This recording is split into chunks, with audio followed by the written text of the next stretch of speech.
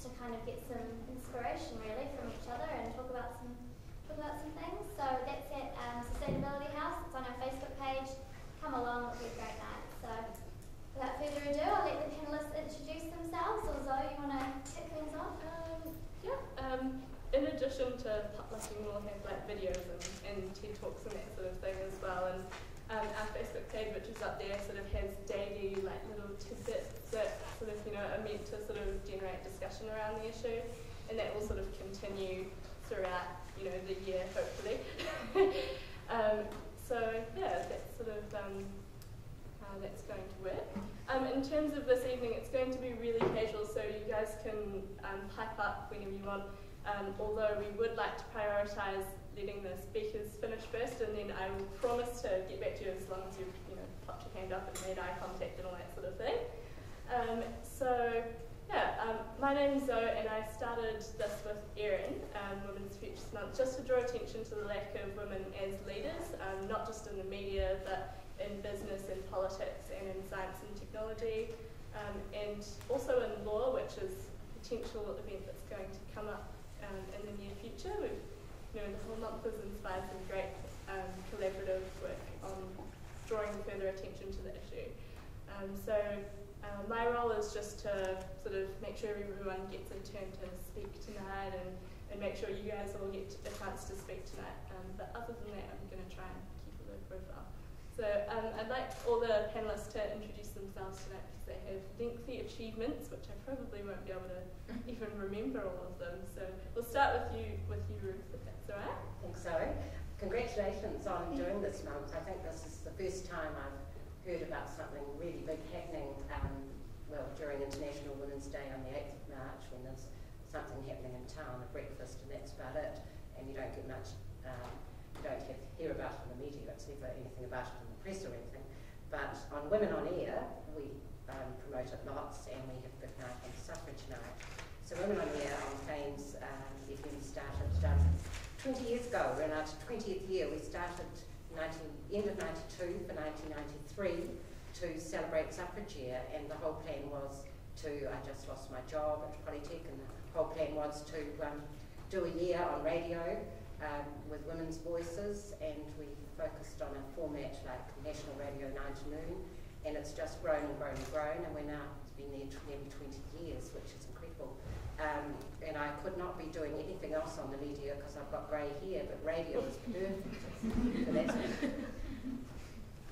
That's great. I'm Dr. Linda Jean Kenix, and I am program coordinator of media and communication. I have the great pleasure of supervising, in very loose quotes, Zhou's master's thesis at the university.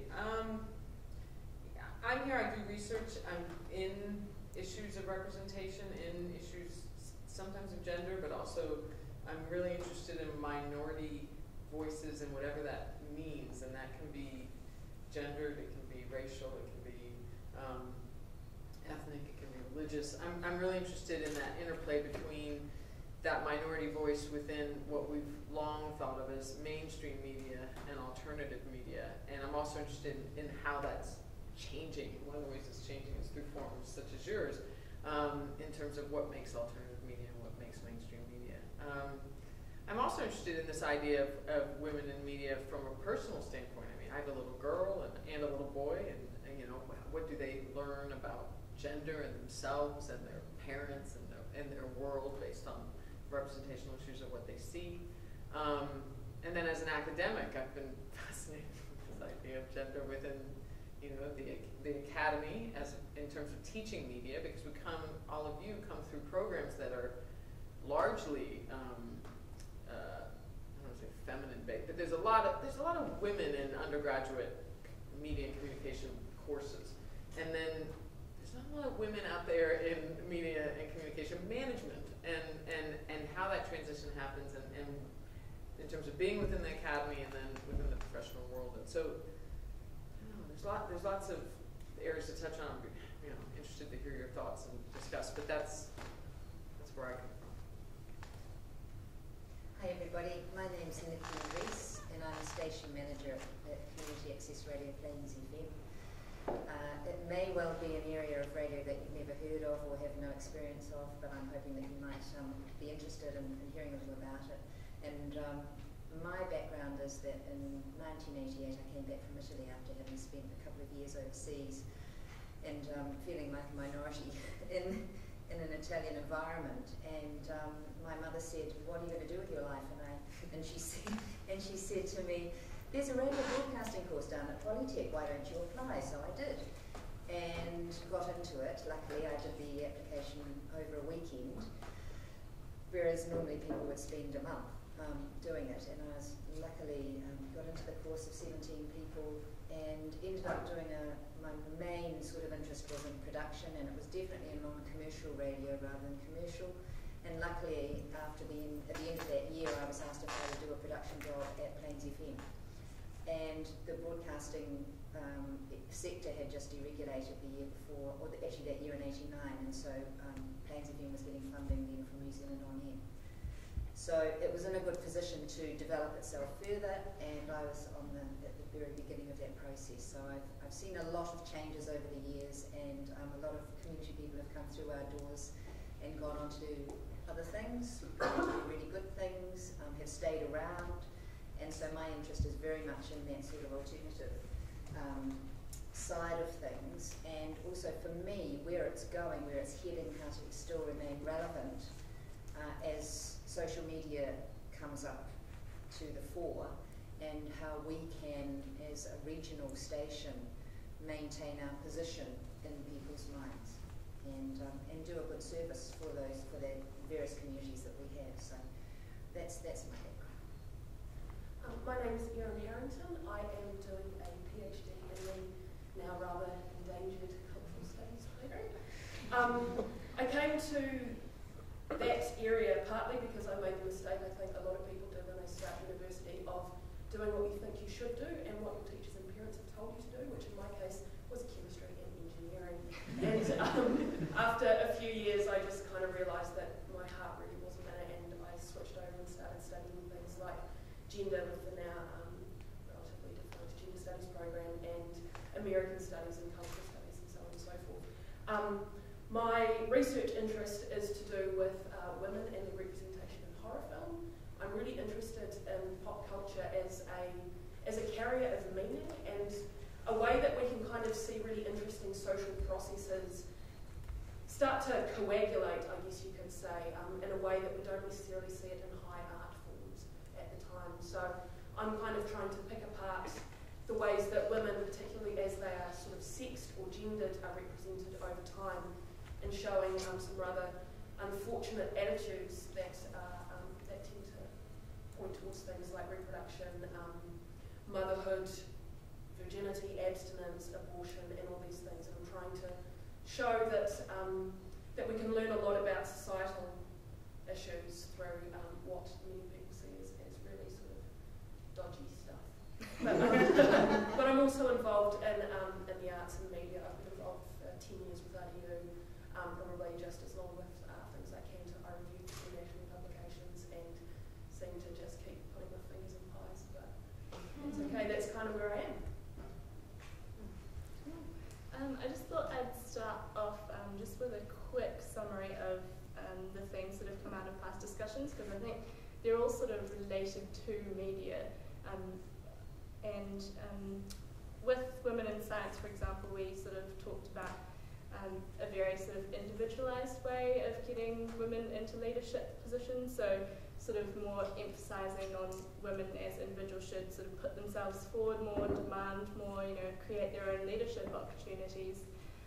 And in Women in Business, that came up again, but also in the context of, well, women have traits that are really valuable in the business world, and the whole diversity on women in boards can be profitable as well as, just being the right thing to do or whatever. So we also shouldn't have to, behave like men or sort of try and adopt male characteristics just to succeed in whatever we want to do. And in Women in Politics, I think a few themes came up that will probably be quite relevant tonight. It's not enough necessarily to increase the percentage of women as leaders at the top. We've got to actually foster, women within the organisation once they actually get into leadership roles. The other thing is that inequality pervades other areas. We're not at all suggesting that gender is the only thing that matters. There's obviously inequality in terms of race and discrimination in terms of socioeconomic status and all of those things. But just for this month, we thought we should probably just focus on the one thing that is particularly relative to a lot, half the population. And the last thing we covered was that we're probably not going to be able to solve this just through individual sort of strategies. While it's important, as parents to foster, good gender attitudes with your children, we really need to start looking at how we can sort of use more collective efforts to actually promote sort of more progressive gender representations, and I think that's where the media is particularly relevant in this case, because the media is almost inherently collective, and the whole broadcasting and that sort of thing is inherently trying to change things, change perception on like a wider scale. So I thought to start off with, I thought I'd throw out this question to the panel. Why is it still important that we have women lead our media organisations in the first place for you guys, based on your experience? And still. When does it happen? Yeah, that's another issue we wanted to look at, yeah. Gosh, well, for me, I've been around for a long time, so sport has been a big interest for me, and I have just tried to get more women's sport on television and in the media. It's all rugby, or sometimes it's cricket. The only sport that women you ever see happening is netball on netball TV, and we fought for ages to get netball because they said nobody would watch it. And there were all men in the administration jobs, and that's the problem.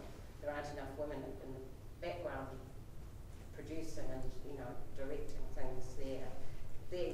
For me, Māori television is the best example of women. There are always women fronting the programs. There are a lot of women behind the scenes, and they do a lot of programs that involve women. See women all the time on Māori television. Definitely equal chances to do things there, and it's an exciting station, and the only one of the few that I watch besides TVN7, which is going to close in June. I mean, come on, what's going on with our television? So that's really sad for me, but I don't know whether that answers the question, but I still think that we've got a long way to go. We've got to get people in administrative jobs. The only women who you see much of in television at the front with people reading the news, and then you've got to be young and blonde. So I mean, I agree, we haven't really got very far. In the print media, women's magazines and things, there's so much pressure on young kids and young girls to look beautiful, and everyone has to look beautiful and not, doesn't matter what kind of people they are. So I'm really despondent about it. That's why radio is so good, because we have exciting young women and older women coming in, telling their stories and doing interesting interviews, and Anybody jump in? just jump in. we're just kind of, it's just jump in. You looked as if you were about to say I always look like that. I think something that kind of comes through in that is the idea that we can't entrust other people to tell our stories. One of the things that I get really frustrated is someone who just watches bucket loads of film and television and all that sort of stuff. And I guess it pervades in stories and literature and so on and so forth, is the real androcentrism of a lot of the stories. So the idea that men kind of sit at the centre of it and women kind of end up being a little bit peripheral. And it means that even stories about women become stories about men, as opposed to stories made by women or men, but for women and with really strong and complex and interesting characters. And I think until there are greater numbers of women in a position where they feel that, or where anybody feels that they can kind of get that out there a little bit more, then we're only just condemned to kind of repeat the patterns that we already have. And I think that it's really important for us as media consumers too, is that we vote with our feet and with our wallets on those sorts of things. So that if there are people in positions of power creating media products that don't represent us in the way that we'd like to be represented, then we should stop giving them our money.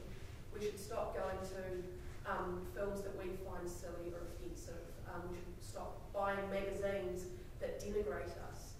And we should try and find a way to reward those products that we feel are good with our monies. I just thought you could drop in the vector test, like Yeah, which would be a good time to talk about it. Do you it. guys know what that is? No. It's about 20 years old, I think. It was this really kind of offhand discussion in a column, a comic. Is it called Dykes with Attitudes? Yeah, I think so. It was just this little discussion between these characters about the criteria that as lesbians, the criteria that a film had to fulfill for them to want to go and watch it. Criteria number 1 is that it had to have more than one named woman character. Criteria number 2 is that those two characters had to speak to each other, and criteria 3 had to be about something other than a man. And surprisingly, about still these days, 90% of films, in fact, mainstream films, like don't. I think we both watched Barely. the same video about somebody had done an analysis Of the Oscar movies. Of all the Oscar movies, and The best film category, only one, and then one was borderline. And it's just out of 10. Why is it okay that we go to kind of see these films and just become, as women, these little kind of stick puppets to kind of come along and push forward the story for other people? Why is it that then, on the other hand, films by women for women become good chick films? Why is it that there's this huge kind of value judgment between those things? And how can we, even in the tiniest, minutest ways of having more than one character, female character, talk to each other and about something other than the fact that, you're wanting to film green, why can't I have them? Because that's kind of what it is. And those are little things that can start to be helped more and more by allowing, I guess, or helping more women into positions of decision-making power. From a sort of sound and oral point of view, for me, I'd like to hear diversity of voices. And I think that our radio landscape, all the women sound the same to me. Where's the variety? That's what I like about working at Plains and in the community access sector, which is essentially citizen-made media. You make the program. We don't tell you what the content's going to be. You make the decisions within the legal parameters. And so anything goes. You're only limited by your imagination as to what you can actually do in that forum. And I love hearing somebody's voice who sounds different to me. It's gorgeous. It sends me off into a real imaginational journey. I'm taken around the world. It's fantastic. And so for me, I think that we need to be hearing more of those voices and those stories, for sure, on the radio, and they're very accessible on the radio. And I think that for migrant and immigrant, migrant and refugee communities around the world, we also need to be expressing their stories, because to settle into a place is also incredibly difficult. And this is me walking in my shoes when I was living in Italy. It's hard to adapt, and you've got all these sort of an extra layer of challenge and barriers for understanding each other. And so I think the more that we can actually hear voices that are different to our own, that enhances our understanding globally. You're here. Yeah, I'm just thinking about what to bring to this as the academic, but my focus has been on news fundamentally, and there's a theory within the news, a hierarchy of influences, and so when it moves from the individual and out in terms of abstraction to the highest level being ideological, and the point of this theory being that ideological forces have the greatest enveloping impact on what then creates, in this case, news. And women have an ideological underpinning different than and you know, and research shows this in terms, I mean, management style, women tend to be more collaborative, and women more in terms of storytelling tend to be more inclusive and interested in minority stories in a way that you don't see ideologically from men. And I think there's a danger to go down the road and say, you know, identity politics, this is, you know, how we need to frame what makes the news and what doesn't. I think there's a danger in that, but I think to ignore the very obvious, what I stated at the beginning, you know, where we have basically a training ground of media and journalism students that are largely female, and then that evaporates. I mean, it just, I don't know where they go. They all go to PR. I don't know. I don't know. You know, it's just, it's gone. It eviscerates, and then something happens. And to me, what is a really fundamental question in a democracy is the big ideological questions as to what types of news are we receiving, because we are getting it from a very weighted perspective, socioeconomically. I mean, I know this is about gender, but it is embedded in all sorts of other questions. And so, yeah, I mean, these issues about representation have very real impact, and studies within media scholarship support that. So, I mean, that's what I'm fascinated with, and it's great to have people from within the industry here who can speak to that. So, yeah. Yeah, following on from that, that tells nicely into some of these stats that have been found from various studies about women in the news media specifically. There's a global media monitoring project which looks at media in over 70 countries, in both print and radio and television. And women's voices are actually really heard in the news media. Only 24% of the people heard or read about are women, and 69% of news subjects portrayed as educators are male, 69% of health professionals, 83% of legal professionals, 90% of scientists. You know, women are pretty absent as scientists in the media, and out of sort of 25 sort of occupational professional sort of categories, women only outnumber men in 2, which is news subjects presented as homemakers, so like housewives, 72%, and those represented as students, which is 54%. So that sort of reflects like the trend where women are actually really well educated, and you know, the people coming out of universities, the majority of them are actually women, but then for some reason they're sort of very absent in the top hierarchies of management. And Nicki, you're clearly the exception to that rule, which is great. But I think, yeah, it's not the rule to put it lightly. Our sector is very female-oriented in that regard. Yeah. It's been great because it's sort of cyclical, and at one stage, you know, over the 20-year period I've been involved in war, there were about 85% of the managers around the country were women, and there are 12. It's a small sector. There are 12 community access stations funded by New Zealand On Air, but that's changed now. There are more male managers at the moment, but that'll swing back again. And it's great because it gives me an opportunity to actually talk to other women in the same sector, and we're on the same page, and we can share things as from a female perspective, which is so precious to me, so precious. Cool. So before we get into the very the opportunities for women that exist out there, because that would be good to end on a positive note.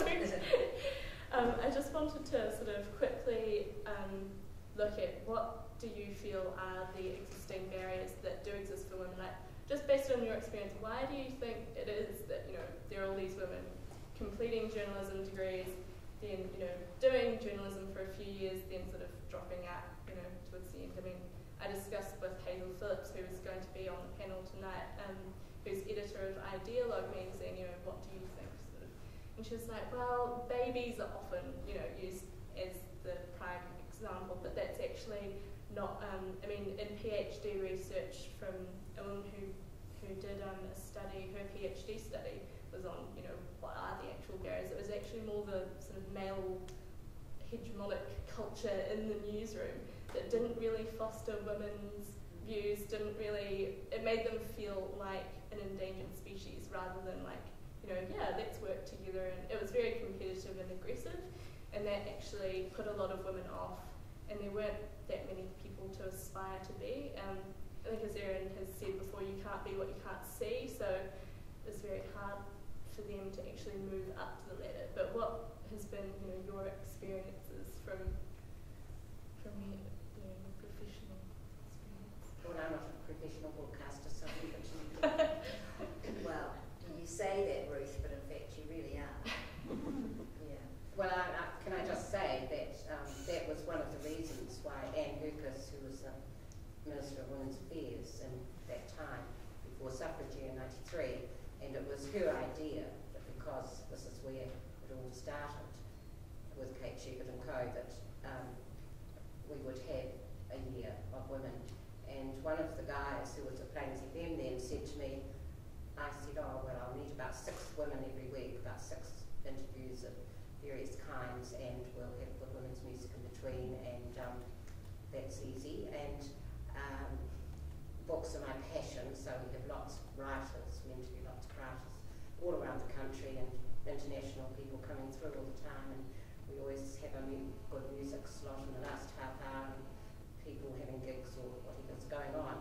But we're still probably not known to some of you, however much we try to promote it, and we have a lot of writers' events. But what I'm trying to say is that I could fill that program, that 2-hour program, every day of the week, and we hardly ever have the same person on the program.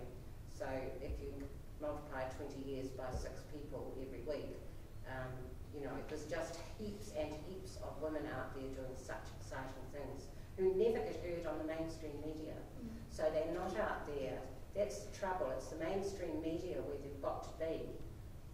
They're on community access radio, and they're on RDU and all these places, but they're not in the mainstream. I think that's where more people are watching that or listening or reading that. Rosemary? Well, Ruth, I wonder whether you talk about the time when you have been on the mainstream in terms of you and Lauren Ruff, because I mean that was an important way in which must have been an accident, I think. you were there, and you interviewed male and female writers and reviewed books. Oh yes, I've got nothing against men at all. doing it. So in fact, lots of men listen to our program. It's not anti-male at all. But what Ruth isn't saying is that she's very modest. She and Lauren Ruff did a program for Radio New Zealand, a book program for Radio New Zealand for a number of years. 8 years. 8 years, yeah. Can I just point out before she answers this, because this, when you're saying why aren't there women, I see this in my classroom when I ask a question, and there is an acculturation process, and I'm raising a little boy and a little girl, so it's fascinating to watch, but there is an acculturation process that happens in our classrooms and in sport and all these things, and where these wonderful bright faces show up in my classrooms, and I ask a question out, and a young, beautiful man will raise his hand and say, this is the answer, and the young, beautiful woman will raise her hand and go, this could be stupid, but, and lead into it. And kind of what you just did right there. I used to teach in session schools. So we now have a pincer in on you. But that's part of it, isn't it? It's about women. Yeah, well, it doesn't, yes. 8 years. It doesn't seem a big deal, but we were surprised to get the contract. And the thing why we got it was interesting too, because they didn't want celebrities, and they decided they wanted people who did their stuff and read their books and did good interviews, and Kim Hill and us were the only alternatives, and that's interesting. Right. Yeah, so that, in fact, that improved the profile, because suddenly, if you're good enough to be on national radio, then boy, we'll listen to you all day. I didn't listen to you before because, so that was interesting. So do you think, this sort of sense of modesty and constantly having to, second guess yourself, do you think that might be a major barrier for a lot of women? I mean, this has been tossed up in our former talks as well, which is why, the women in science and women in business discussions are all like, girls, just put yourselves out there, have some self-esteem, for goodness sake. But but at the same time, to that is that you put yourself out there and all of a sudden you're a bitch. or you're attracted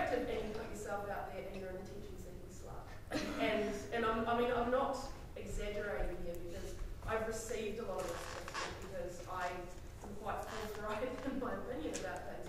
But there becomes this huge self-limiting, almost, you cap yourself because you become so, like, and I went to an all-girls school, so we were encouraged to, you know, stick our necks out.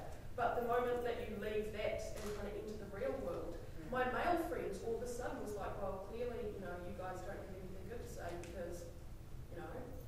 And that's a huge problem, that on one hand you're being too timid, and on the other hand you put yourself up there. And we see that in female politicians, particularly. Like the abuse that they get is so gendered and so sexist and so much about their looks and about their roles as wives and mothers and so on and so forth, that it's very hard to see that and then want to go, here I am, I have something really valid to say. So it's a strange sort of liminal place to be. It is true.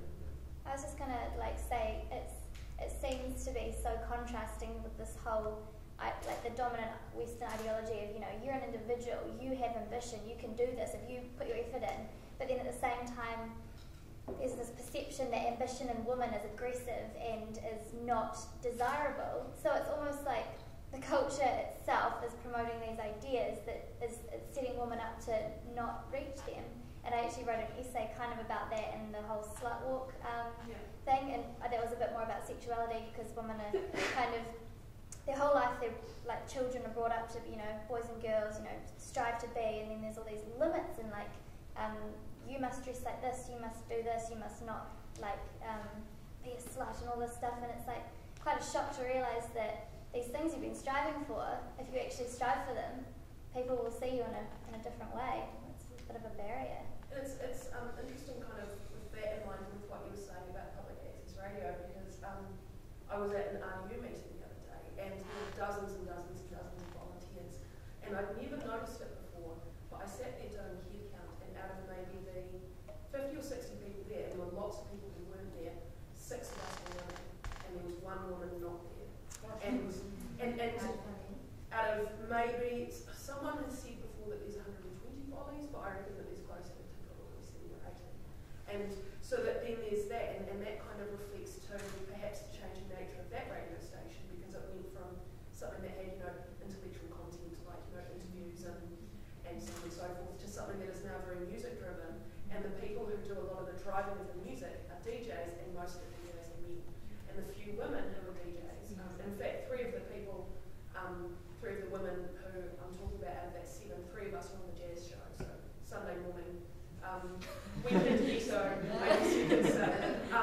There are 2 women who are out there as DJs, they work professionally as DJs, and the cop that they flag, the cop that they flag, the flag that they cop, this one, you can see why there's not a lot more women who kind of go out there and do that stuff. So you have this kind of, again, this push me, pull you weirdness that it permeates through that sort of Policed gender boundaries. Kind of, yeah, but it's through, you know, there we have live music and then we have broadcast, and that kind of links back through to the sort of people who were coming out of you know, journalism and media and communications and going through that and doing interesting things on national radio and this and that. So just gates keep coming down whether or not you want them to, and it's hard to kind of keep saying that without people going, you know, you think you're a bit precious. The other thing I think too is that it depends whatever structure you're working within, whichever framework you're working within in the media, you also have to report into a board or a trust or stakeholders or shareholders or whatever, and the mix of those also has an impact on how you do your job and what you can do and how you can strategise, you know, for the next however many years or the year or whatever. And also the money constraints, who can you employ, how many people can you employ, what are their skills, what's the skill base, are the women technical enough, you know, so there are limitations there as to who you can get into that, into the mix. Yeah, it's really interesting to hear you talk about the network of stakeholders involved, but I'm curious about the public and the sort of flat that you mentioned. I read a series of articles a few months ago about female participation in panel shows in the UK, and one of the things they found was that when female participation gets up around the 25% mark and starts edging towards 30%, there becomes this perception among the audience that there are suddenly a majority of women. And that's too many. And stations actually get quite a lot of flack from the public, so I was wondering if you guys have anything to say about the public's attitude towards women's participation. Well, I mean, it's a bit hard for me to comment other than in my sector, which is a not-for-profit, non-commercial sector, and you know, there's a whole big other sector out there which is commercial radio, which I've never been in, but which I'd like to comment on. Perhaps Chris, because you know all about that sector. You'd be perfectly placed to answer a question like that, don't you think? Well, I mean, I was just going to say, I had a student last year who had a production major, and when she was out looking for an internship, one of the station managers from up in the North Island said to her, "You do realise there are no female production engineers in New Zealand. Why are you doing this?" Exactly To which right. most folks go, "Well, if that's what you want to do, keep doing it." Yeah. So, you know, it's not just the newsroom that puts that pressure out there. There is institutional norms in every area, and they are predominantly white male dominated. So that's Are they older? Like my age? No. well, there's a bubble. You're wanting to I get, think we're also I'm waiting hoping for they'll other soon bubbles. retire. All you wonderful young women will just develop this happen. I always wonder if it's a question of authority and who we're willing to have be authoritative. And it's so interesting that we come through in a primary and a secondary education system where the vast majority of teachers are women, yet we come out of that and then can't accept that the 6 people cracking jokes at us, half of them are women, or that the people who are reading us the really serious grunty news, you know, are women. And I wonder if that's another kind of self-propagating, sort of self-defeating thing that kicks in. I mean, that's just me kind of wondering. I think that if you haven't got that support of another woman within your organisation or a mentor that you can go to, then it's tough yards. You're doing tough yards. Yeah, he's kind of a really good, not in the media, but a really good male employer who always, in the trades area, and he always takes on 2 women apprenticeships because he said one won't survive with the rest of my guys, but he always makes sure he takes 2. And I think, isn't that great? Because they will survive. He said they'll survive with my support and they'll be treated differently because there's 2 of them. And if every male employer did that, we'd be on the way. So, I mean, touching on that, you know, like obviously he sort of set his own sort of voluntary quota, if you like. But what are your opinions on quotas for, you know, women at the top, not necessarily just in the media, but in other sort of positions of leadership? Because, you know, on the one hand, people have said, oh, well, you know, we don't want women to feel like they're token women at the top. And on the other side, we've got people who have been like, well, I mean, Norway did it, and all of the people who opposed it actually, in the end, ended up supporting it because it was like, oh, actually, this made me sort of, forced me to sort of think differently, and that actually ended up working really well. I sort of got talent, you know, where I wouldn't have otherwise recruited talent. And so, yeah, do you guys have anything to add to that sort of debate, I guess, if you like? Quotas are controversial. Yeah. It's always been quite a controversial one. Yeah, the women in business one was scary. Yeah. I think on boards, there are so few women on boards, and I think in directorships, 9.3%. yes, I think there certainly should be a quota on boards because you get so much more from having a mixed group.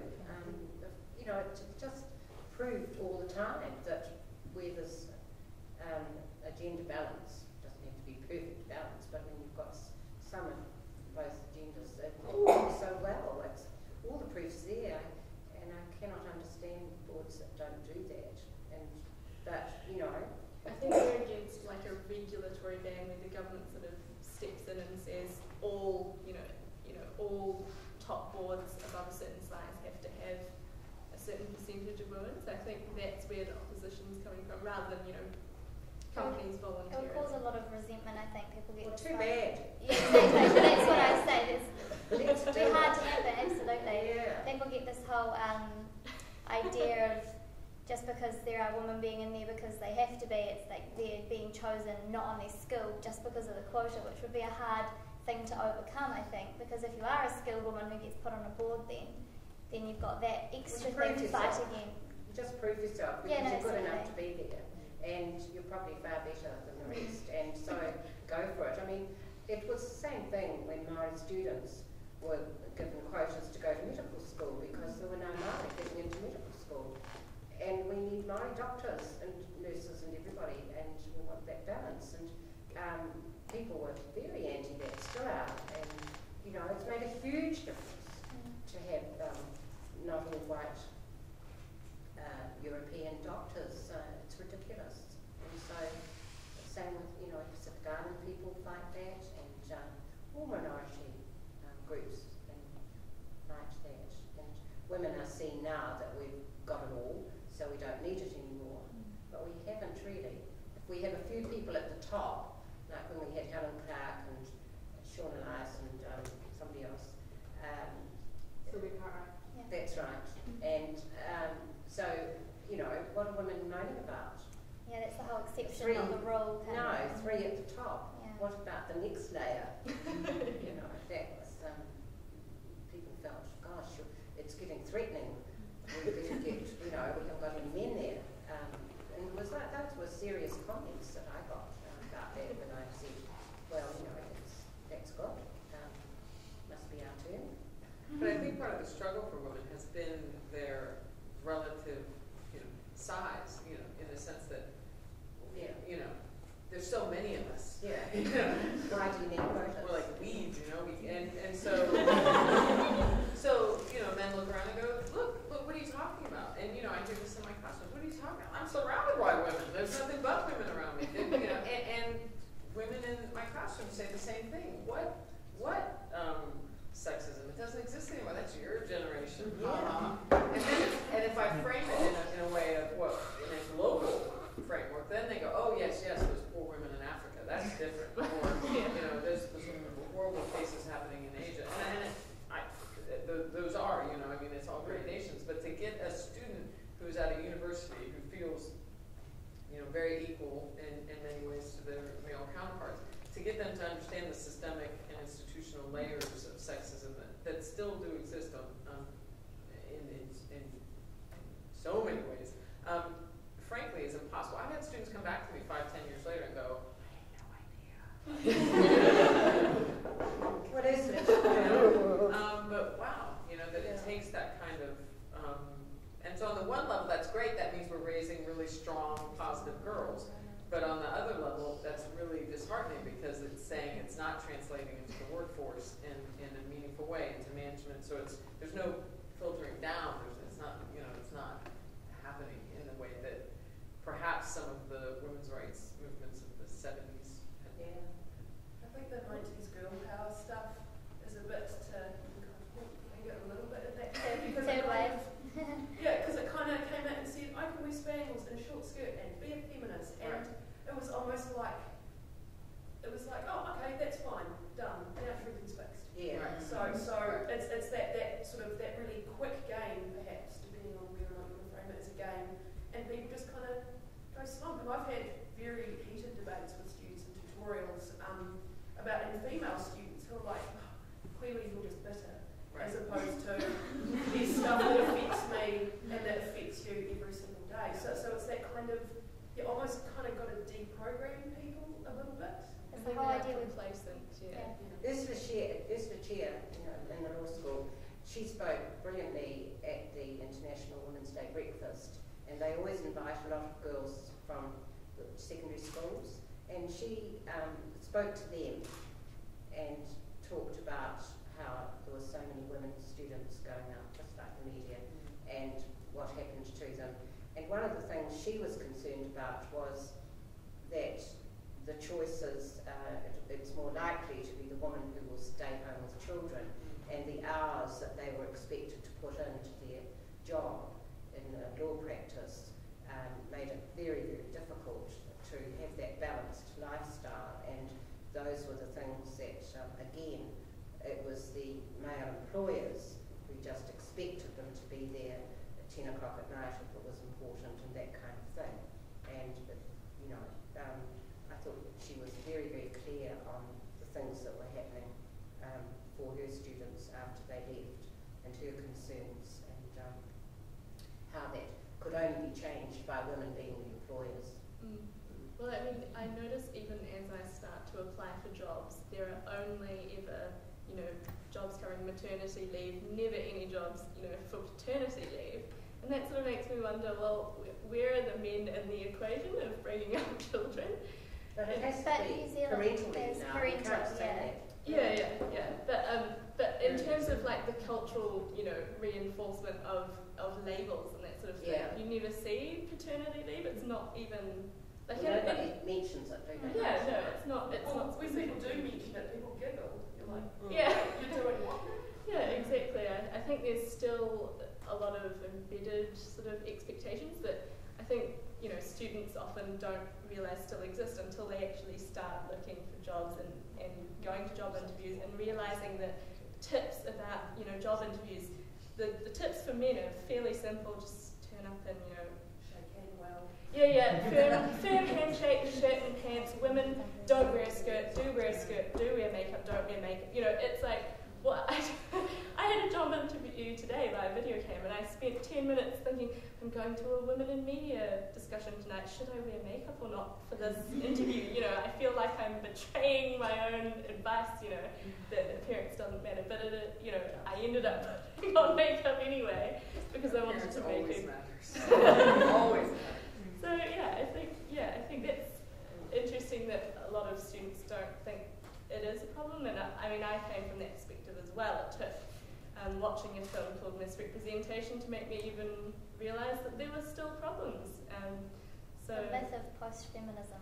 Feminism has become like a really dirty word. Yeah. And again, I've had conversations with people sort of 10 years younger than me, being like, oh, I'm not a feminist. You're not there. I'm a humanist. And I say, okay, well, do you believe that you should have the vote? Yeah. Do you believe that equal pay for equal work? Yeah, you're a feminist. and they just kind of go, what do I do with my razors now? So that's where that stereotype kind of begins and ends. There's this bugbear, and people, I think, don't engage with the idea of kind of feminist activism or considering these things, because it just has these associations that are really they're just inaccurate, and they're dated and they're false, but they still keep getting used against women. Let's get rid of labels. So moving on to sort of labels and representation, I thought we'd sort of quickly look at media representation as it currently stands. I mean, some people may argue that we've moved on a little bit more, but I feel like it might be worth sort of maybe challenging or questioning that perspective. We watched Killing Us Softly 4 the other day. We had a brief screening, and 10 years on from when Jean Kilbourne made Killing Us Softly 3, which is about advertising's image of women, it doesn't seem like we've progressed all that much. Women are still presented as very vulnerable, as very highly sexualised. Our main value as women is in our appearance. So I just sort of wanted to ask the panel, like, how do you think we can sort of challenge that as, whether it's, getting more women into positions of leadership or doing things on a day-to-day basis, like how can we actually create some sort of momentum for change? And this is also a question for the audience. Well, it's over to you. It's over to you people. You're the next Well, one thing I was going to say, the way you don't do it is what we're seeing, I think, hand over fist in mainstream media representations is now doing largely the same thing to men. I mean, you're seeing male representations change too, and this is not a good thing. This is not the goal. Let's sexualize and objectify men. Yeah, that's what Jean Kilbourne said. She said, here's a picture of a man that caused a whole heap of scandal because, he's fully naked and there's just something covering his genitals.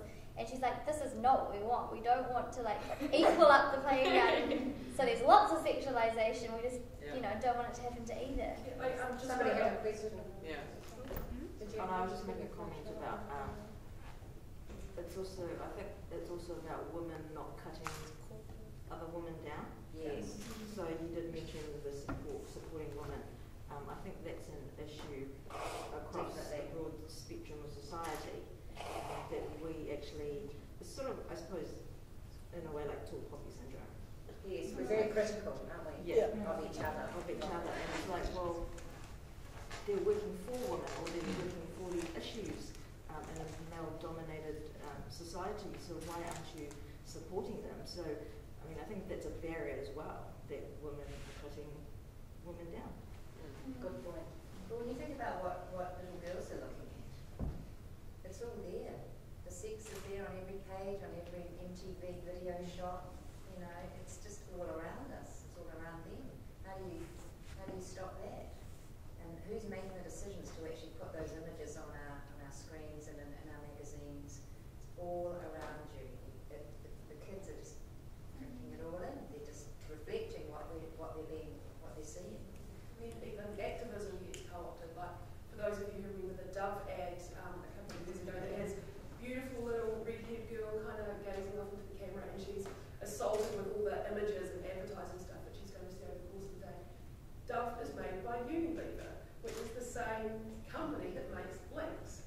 And so there's this whole kind of hang on, well, what sort of a message are you sending? You're trying to get me to buy your brand because all of a sudden you're female friendly, you're going to let women get their cellulite out on giant billboards when you're still going to go off and make all your money from some guy spraying himself and then being kind of run down by 800 naked Amazons.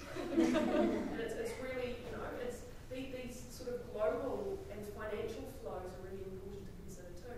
Who are you giving your money to, and are they people who you feel represent your values? And that gets harder and harder the more we kind of have everything being owned by.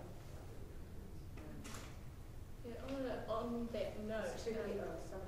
Oh, yeah. Oh, no, I was just going to kind of comment on the whole Dove ad thing, because there was a bit of controversy as well that Dove was trying to do this whole, celebrate your natural beauty campaign, and yet they were still using models that were, size 8, and the casting calls were for beautiful women size 8 or smaller. And they're trying to celebrate natural women in every shape and size, and they're still using a very selective, small group of people's actors. They're still very obviously airbrushed as well. Yeah. Maybe that's just because I do photography, but no, they are very obviously still airbrushed. And yeah. There are glimmers of hope. There are glimmers of, good employers and women out there, and the women I interview every week are out there doing it and supporting other women. I know that it's more an individual thing in a way, rather than perhaps teams of people, but we're getting quite negative. But I still think it's starting.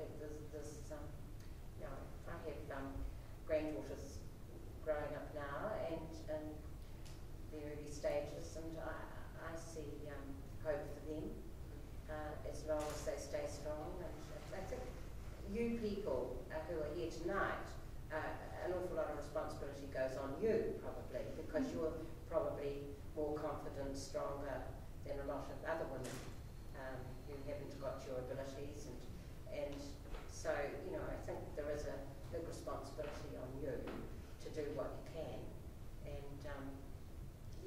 just be there for other women. I think there needs to be much more mentoring going on for younger women coming up through jobs, and I think older women could be being used for that so much more, and women who aren't in the workforce anymore and who have been there. And I think I'd like to see far more mentoring going on in legal firms and all that kind of stuff, because there's a whole lot of really wonderful men and women about my age doing nothing and sort of getting useless. They're out. I know, like how you're doing that. They aren't doing anything. They feel quite invisible and useless. Just to get into specifics, what might that mentoring and support, what might it consist of?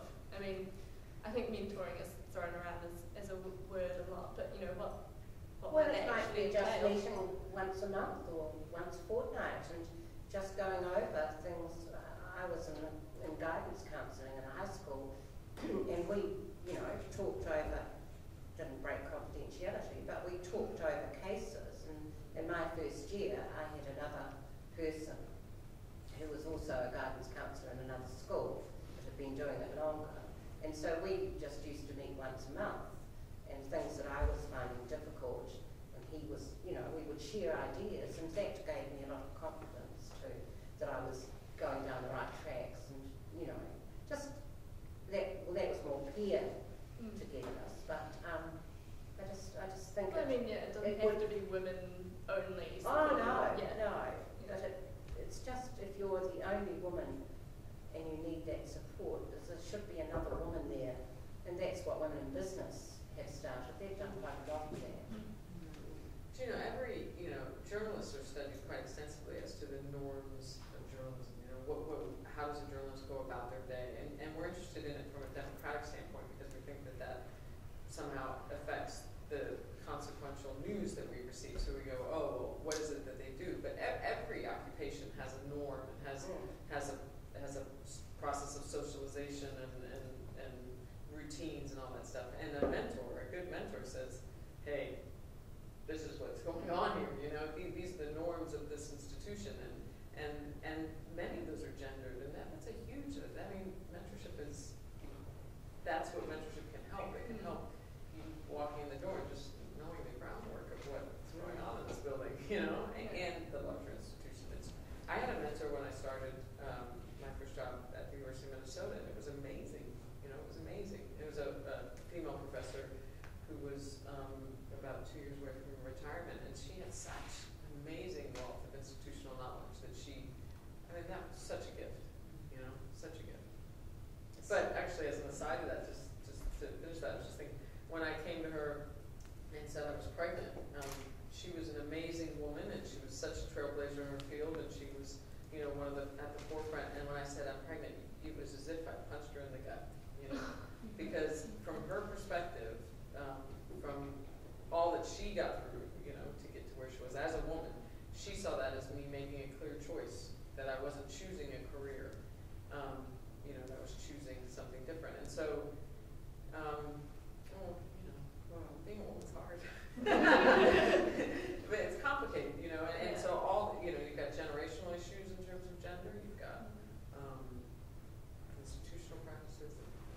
But it's possible. It is possible. It's so much easier now to connect with people because of technology, so that's also a big bonus.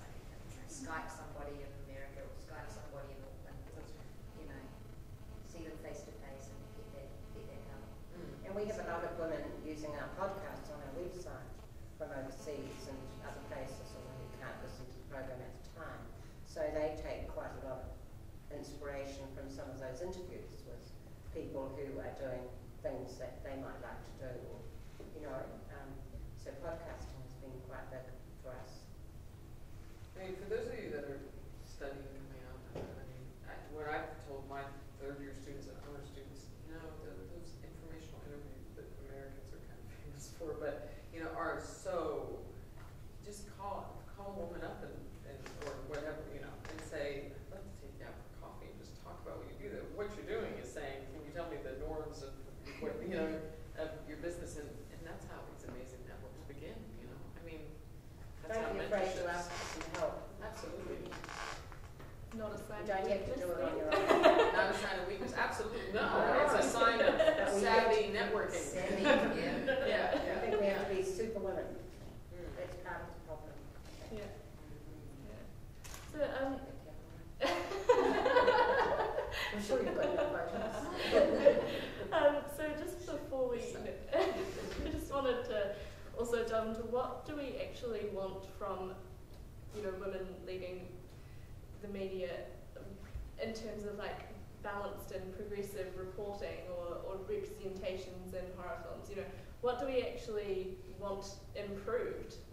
I guess it's kind of hard to say, all women want, because that's kind of reductive and overgeneralizing.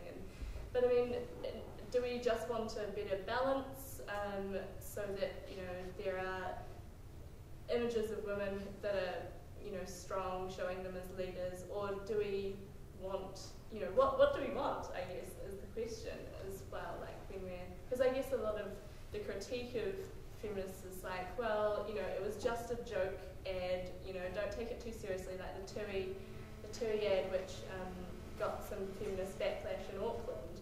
The backlash was we go again, the feminists can't take a joke, you know, sort of thing.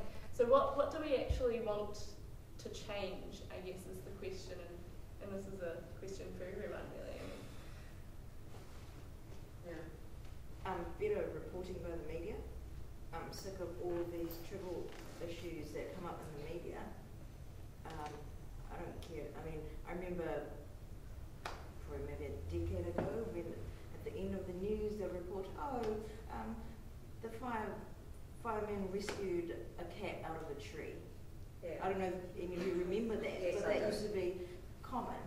And now, I mean, other issues that I call trivial are being reported, and the issues such as politics going actually in depth to really inform the populace. Not just like sound bite. wash over. Yeah. Because we used to have some really good current affairs programs. They're gone. Maori TV news. Maori TV has it all. Right. That's it. Until the organisation isn't actually based on the almighty dollar, you're always going to get there. There's no two ways about it. If it's a commercial organisation, the bottom line is they're there to make money. And they're going to do that in whatever way that is. So I would just go elsewhere to get my media. Make my own media. Be the media. And that's what community access radio is all about, and community television is all about. And the internet.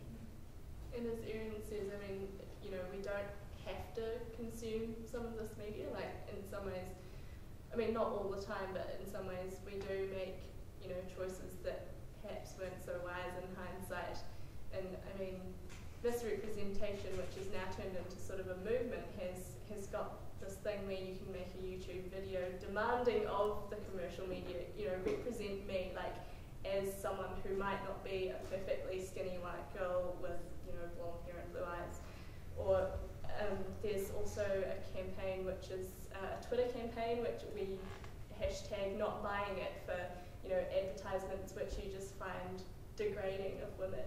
And so I think there's a lot of technological potential, as has been pointed out, in terms of letting mainstream media know that actually no, I'm not going to spend my supposed to sell time. us, you know. Yeah, you know, I'm not going to be a pawn in your advertising money-making scheme here. And so I think that could potentially be quite powerful as well as that. I'm sure it can be. I was just going to say, I don't want to sound like too much of a downer, but I feel like with so much of this kind of discussion, like you can always say get involved with community radio, involved like on the internet, social media, that kind of thing. But it always remains sort of on the fringe of mainstream, and it never really penetrates it.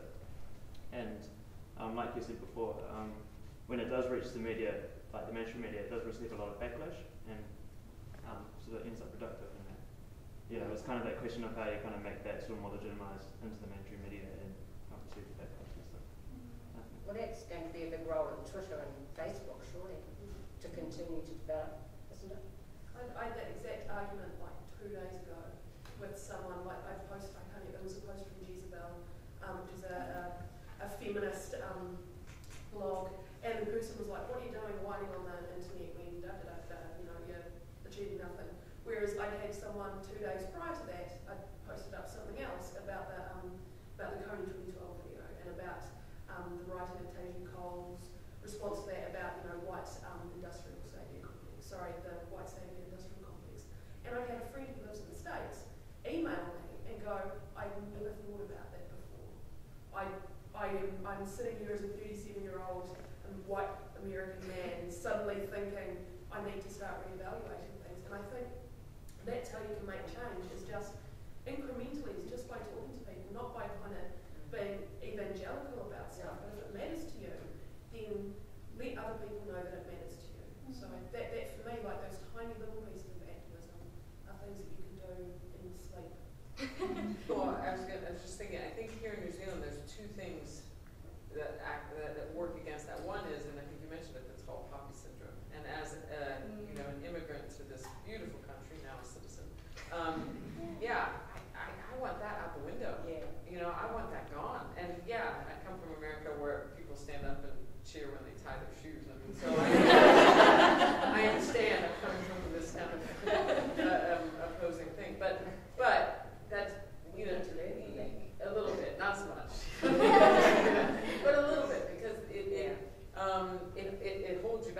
you know, and I've seen it hold people back, you know, and the second thing is and it's embedded in that. I mean, you know, you don't want to make it this scenario where you too can win the lotto, because you probably aren't going to win the lotto, but I don't want to crush you, but you probably are. But there are amazing inroads into real social change, real connectivity and networking and import in the media that is happening in smaller ways. It's not, you know, the lines between alternative and mainstream media are extremely blurred. Mainstream media are begging alternative, what we thought of as alternative media, for help and advice and insight, and they're you know, and so that wasn't in my head, was it? So they, you know, I don't think you should downplay that. I think, you know, I mean, we had a fellow from the Columbia School of Journalism come and talk, and he might have been in the class when we were out. No, was he in one of them? I don't remember. But anyway, because both of those are ex-students in the media program. But he said, you know, what are you doing? You shouldn't be here thinking about what newspaper you're going to work at. You should be here thinking about what newspaper are you going to invent, you know? And he's right. He's absolutely correct. It's a different landscape. We have to change how we think about it. Use your imagination. Yeah. Set up your own business. Yeah. Get that tall poppy out. All the tools are there for you to create whatever you want to create. And if someone slags you off on the internet, you can just go, delete. You don't have to take it to heart. You can just go, what a troll. I think in New Zealand there is possibly a bigger fear of putting yourself out there and making a comment or taking a stand on something though. I'm doing my MA research on political blogs, and I see that sometimes, you know, there are people who will say ridiculous things, and you know that there are intelligent voices out there that could provide a great counterbalance to that, but they tend to hold back. And I think as intellectuals, lots of intellectuals do tend to hold back as well and not engage in debate, and they stay in their little, you know, like cliques and don't quite get out there as much. So I think in terms of like challenging the status quo, we're never going to challenge the status quo if we only stay in those little groups. I mean, sometimes you do just sort of have to put yourself out on a limb and make that slightly risque Facebook status update, for example. And I mean, a recent one that I made actually got 2 responses from people who I had never expected, like who I thought were way too mainstream, not to be elitist or anything, but you know, like, you know, sometimes think, oh no, no one would care. But then these 2 people who are like, whoa, where did that come from? Responded to it and was like, yes, we need to change that system. And so I think unless we try, we're never going to know. And I think for media that's really relevant, because obviously, I mean, if women don't put their voices out there, don't really think there's a problem, as Erin pointed out, then nothing's going to sort of change. I mean, it is easy to be cynical, I agree. Like, it's a really overwhelming force which you're trying to push against, but at the same time, there's not a lot to be gained from not doing it as well. It's interesting what you were saying about people holding back, because I feel like there's such a negative connotation and a stigma around being confrontational or appearing to be confrontational and challenging ideas. Just being assertive. Yeah, and it's not being confrontational. No. It's just, this is what I think. And I think people need to really get over that, be more accepting. The more people who are, the more common it will become. And also making sure, like, I went to the forum, the student forum yesterday about the proposed changes to the Catholic Arts. And one thing that I was deeply, deeply embarrassed by was that here was an opportunity to be confrontational and respectful and engage in sort of a dialogue with management, but it just became confrontational, and achieved nothing. So there's kind of finding that point whereby you're still keeping yourself open to the other person and not just waving a stick. Yeah. Yeah, and I actually think women are fairly good at doing that. They're not quite, I mean, not to, again, overgeneralise, but I mean, researchers sort of looked at this, especially in business situations. I mean, the whole women in business board were like, yeah, women tend to be much better at finding like a negotiating middle path, rather than trying to be too black and white about things and trying to make it sound like some sort of big competition. And so I think that's where, you know, our voices could really have the potential to shine and have something really important to contribute.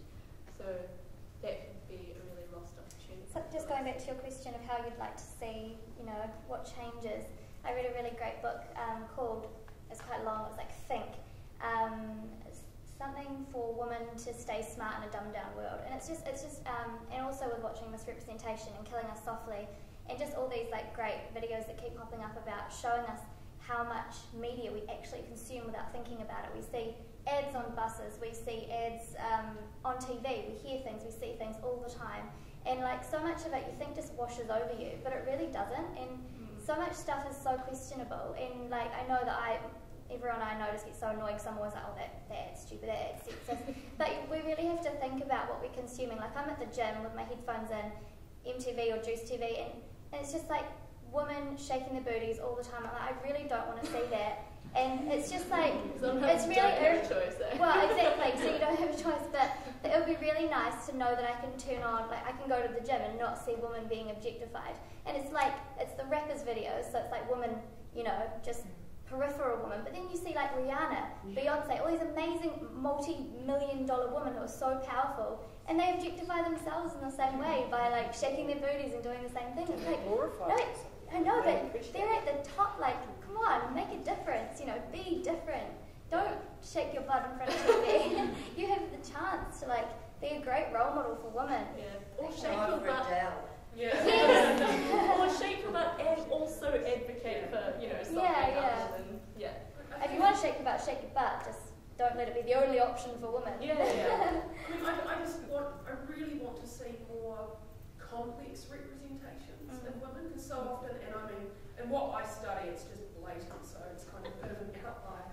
But you know, people are either, you know, the virgin or the whore, or the mother, or the sister, or this or that. But one of the best things I think that's happened to New Zealand media in the last 10 years is Outrageous Fortune, because you have a strong female-centred story with a wide range of women who you hate or you love, or who you think objectify themselves, or who you think are just stroppy bitches, or this and that, but they're all valid and really well-rounded characters. And the more that we can have of that, the more we can make mainstream the idea that women in films and in television are characters and not props or standards and that sort of thing. So I think that, you know.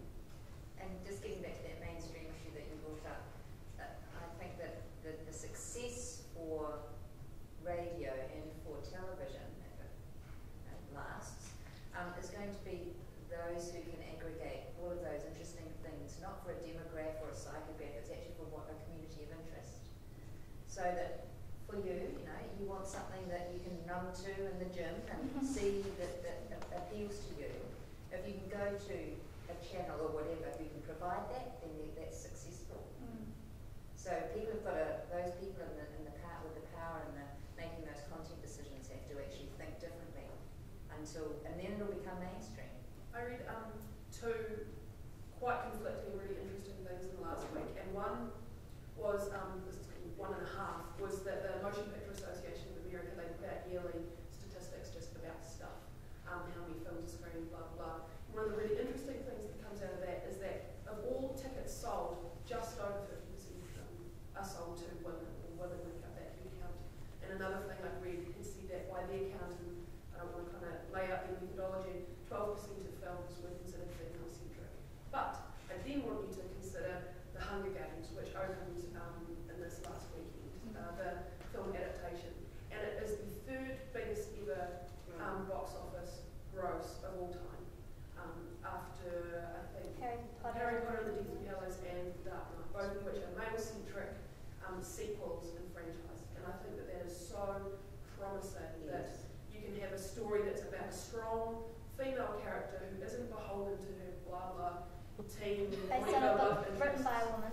And that actually is a lot politically and socially to say. So more of that, please. There's been a lot of talk about objectification. So I'm curious, do we see more female-centric and more females in things like the written word, so more in newspapers compared to radio than compared to TV? As sources or as writers? Both.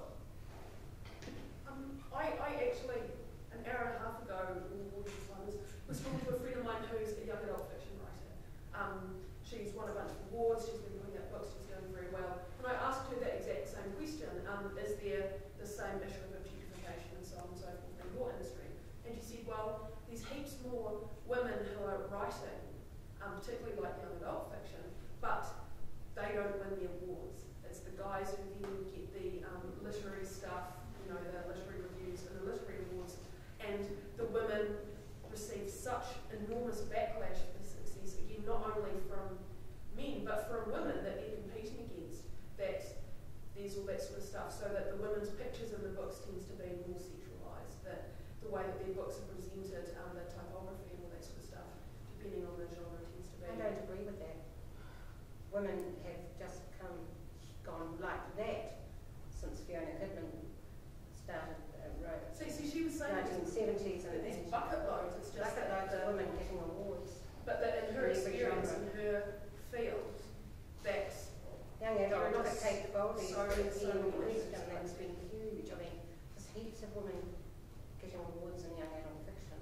And certainly wasn't the that's really really surprising that she had. So like she's won awards and stuff, but her opinion was that, and the opinion that she said of her publishers was that you were vastly more likely to be granted literary reviews if you're a male author, or if you had that's certainly true. Or if you had you know, like say J.K. Rowling instead of Joanne. So if you had something like yes. Well, Becky Jones did that when she was successful.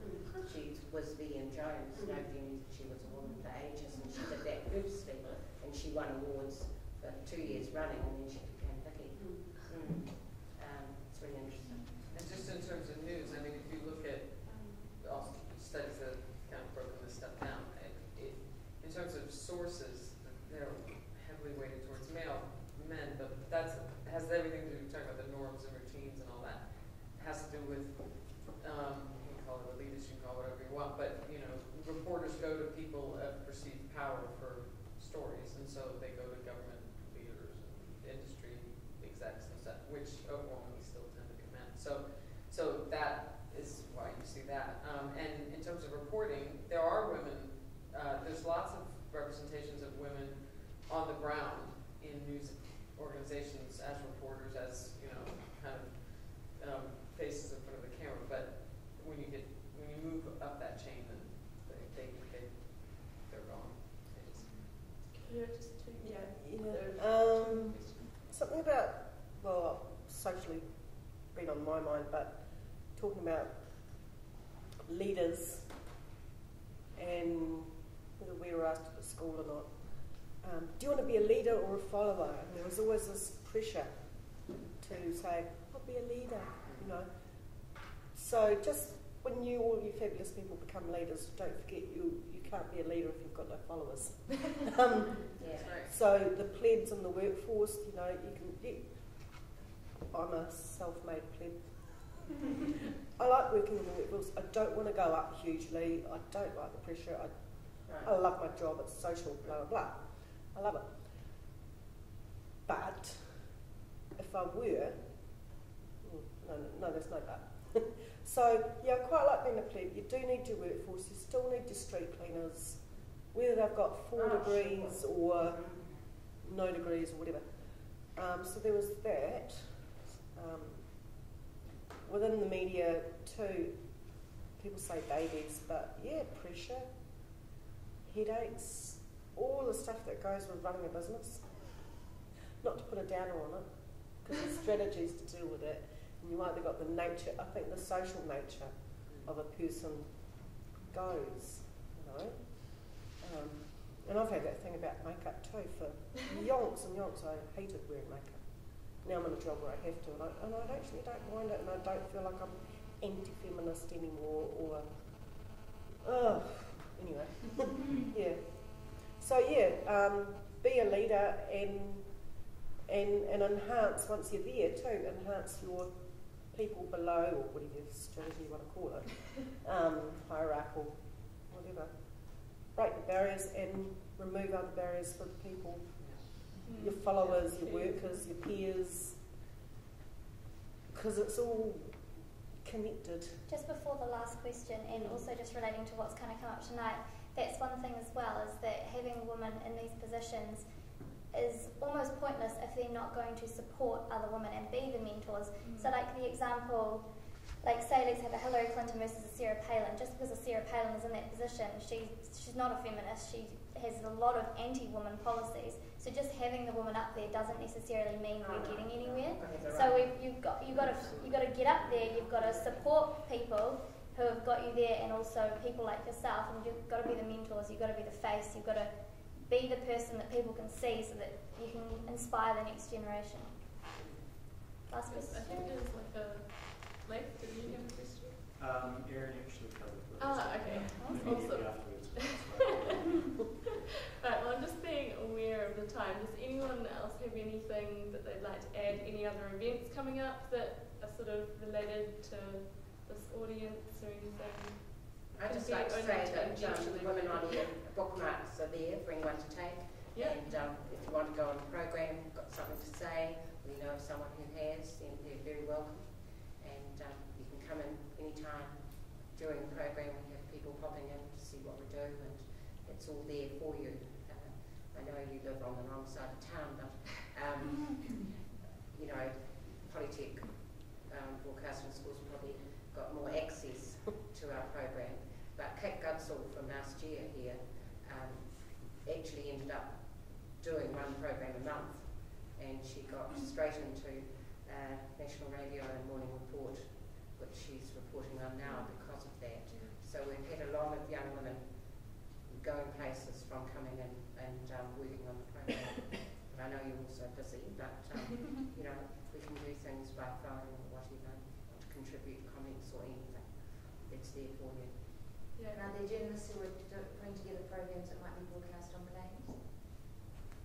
That's Is the that other thing we can do. annually as well? We can broadcast anything Department? that you're doing if you want. No journalism this year. No, yeah. Really? Oh, no, That's I all right. need Yeah, Nicki's business cards are up on the front, I think, aren't they? Yes. Yeah, so yeah, if there's anything you would like to talk to Nicki. There's just a wee scenario I wouldn't mind painting just for a few minutes if you don't mind. Just something that came up, which was probably my, as far as my career goes, the most distressing time of my life after the February earthquake. If you can imagine, there is a radio broadcast facility that has, the access is cut off. February 22nd, after the February 22nd earthquake, access is cut off because it's just inside the red zone. The building itself is fine and has been green stickered. There is still power to that site. Everything is working as it should be, but the facility is not able to be accessed because it's in the red zone. Now, try, if you will, to go through the different layers of civil defence to say to these people, here is a facility that can be open to you as civil defence, that I am handing you on a plate, here it is, use it. It's there, it's easy to get to, nothing around it is dangerous, and they didn't get it. They had no idea what I was talking about, because they were so enclosed in bureaucracy and not thinking outside the square and actually not listening, basically just not listening to what I was saying to them and not getting it and not. So that was just one little story from my career in the last 12 months or so that I just wanted to share with you. You can imagine how frustrating that was. And there was one woman in that whole layer of bureaucracy who did get it and who tried to help me, but got stymied.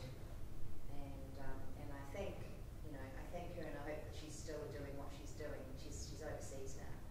But she was potentially my one lifeline, and it was a woman. Yeah. I think the Global Media Monitoring Project pointed out that stories by female reporters do tend to challenge gender stereotypes more often than male reporters as well. So I think it is actually really important to have women not just being in the stories in a positive light, but also writing the stories as well. So I'm talking more about a power situation. Yeah. Yeah. So I wasn't being taken seriously from that perspective. Yeah. Whereas there was this thing that was open and easy to get to, and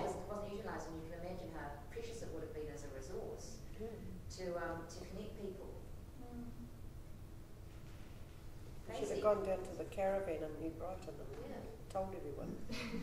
The little radio reporter that they I did a lot of research last year in disaster communication and looking at citizens who produce their own alternative media due to what you just said. Just the power structures, and it just wasn't happening. And people, I interviewed them and they were like, yep, we just printed our own out to the street corner and handed it out, just after tearing the hair out of this shit for so long. Like, it's all very well that the gas station it's working, but what's happening in Brighton, It's fascinating. Some great stories that have come out of your research, I'm sure. Right, okay, well I'd just like to thank all of our speakers for coming tonight. Unfortunately, Amanda Kropp, who is a freelance journalist and used to be a news reporter at News Talk ZB, she was news director for Christchurch, was unable to make it because of family reasons. But thank you for coming tonight and sharing all your experience, and it's invaluable really because it's you're actually living it. So it's good for all young and old to sort of know about. So you mentioned an event that to bring up in the events which were coming up, which may be of interest to you. On the 18th of April, pledgeme.co.nz, which is New Zealand's first ever crowdfunding platform, which has been started by a woman in Wellington, is having its Christchurch launch at Ducks Live. So do check out the website. She's got a specific section for people who want to create their own projects in media, or who want to start up their own independent publication or whatever for raising funds. It's basically like a New Zealand version of Kickstarter. So if any of you are interested in that, please do come to the launch party and seminar. What's the website? It's www.pledgeme.co.nz. Okay, we'll make sure to put that